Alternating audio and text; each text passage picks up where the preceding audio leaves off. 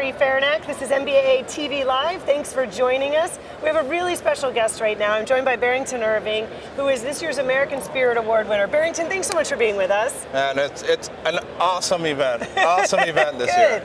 Well, we're so excited to have you right here at our studio. We want to talk a little bit about the award and then get to know you a little bit. Sure. Let's start with this award. What is it like to be recognized by your peers this way?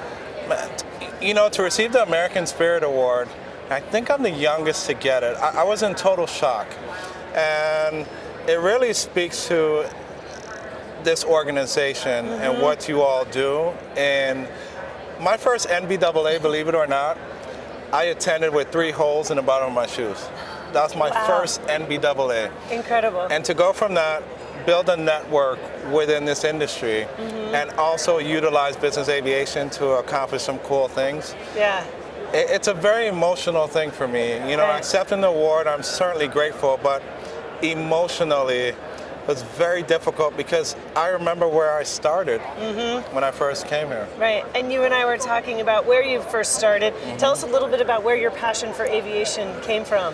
So, I was born in Jamaica, left at the age of 6, grew up in Miami, Florida, grew up in 2 of the 3 worst neighborhoods in Miami, played football for a team that was ranked #1 in the country, and I thought I'd go on to the NFL.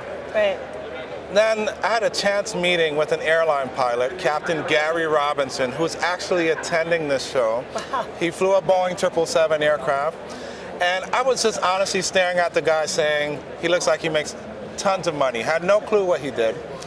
He walked over to me, said to me, "Hey son, have you ever thought about becoming a pilot?" Wow. I told him I didn't think I was smart enough to fly airplanes, so I asked him one question: how much money do you make? And when he answered that question, I took an interest in aviation. Wow. But then I started to learn the industry and how does the aviation industry practically work.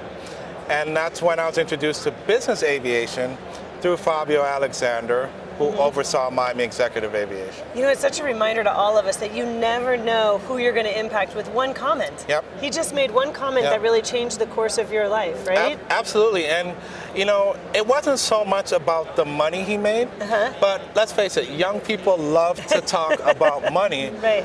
But honestly, he was able to paint the finish line.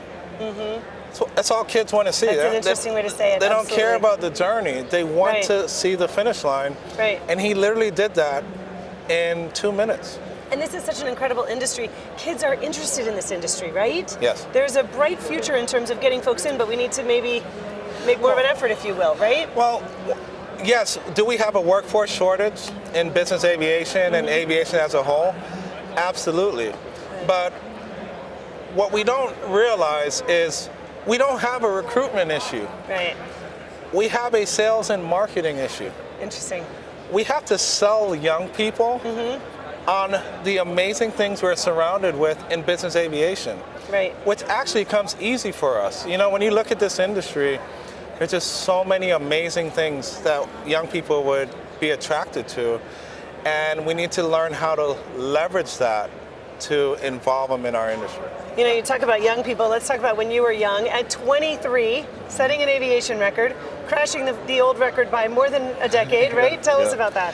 Yeah, so in 2007, working with a great team of people, most of them who are members of NBAA, to fly solo around the world. So I took the record from 37 down to age 23, did it in a Columbia 400 aircraft, and no weather radar, no de-icing. But when I made that journey, so many young people and teachers and parents, they were just reaching out not only to me, but to even my sponsors. And that's when I opened the cockpit door on the final flight, that's when I realized this is my calling. Yeah, right? This is a big deal. It's a big deal. Right. And now you help encourage young people through the flying classroom. Yes. Incredible. So I'll admit, you know, accolades aside, I was one of those kids in class who constantly asked themselves the question, when will I ever use this in life? That's right. And school honestly didn't have much of a purpose for me. Right. And I think about young people, right? They're bored. A lot of kids are bored in school, but yet still we're involved in an industry that has so much content, so much relevance. Right. I said, why not create a real-life magic school bus, I love utilize that a business aircraft, Right. and fly around the world practically exploring math and science. And we're in over 600 schools now. Wow. As part of the flying classroom, we're in over 600 schools, and we're just continuing to grow. And it's been word of mouth, and it's aligned to academic standards, and Wow. we're able to leverage our industry to bring purpose to math and science. It's incredible. And we keep talking about the future, right? It feels like the future is here right now in Yeah. Las Vegas. What are you seeing on the show floor that's really striking to you? Well, number one, for NBAA to unveil the Innovation Center, whether it's eVTOLs or renewable fuel, Yeah. that's awesome. It is. Because, I mean, I have a group of kids who came here from Washington, D.C. to see me get the award. And it's one of the things they were talking about, right? It's just the Innovation Center. Of course, it's great to meet business professionals, as Sure. always, understand new regulations and developments in the industry. But the people is what makes this organization, and it's pretty For special. sure.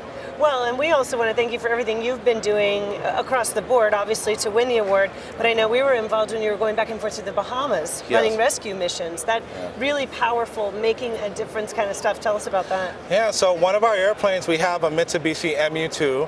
It's a workhorse. And, you know, I'm based in Miami, Florida.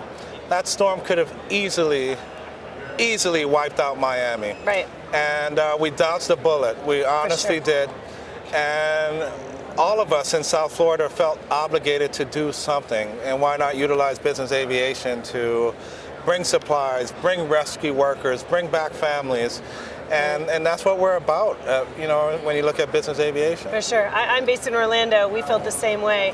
And I was really proud that NBAA TV was a part of Yeah. that, really trying to let folks know all the good work that you were doing. So thank you for all that you did, for sure. And huge thanks to a number of pilots, South Florida, different parts of the nation who just flew in and just continue to deliver surprise. We're still making runs back and Wow. forth. That's true. It's not over. It's not, For years it The won't be. devastation, it'll take them a decade to recover. Right. And we're still taking supplies back and forth because the need is still there. Incredible. Well, Barrington, thank you so much for being with thank us. you. It's been great getting to know you. We appreciate it so much.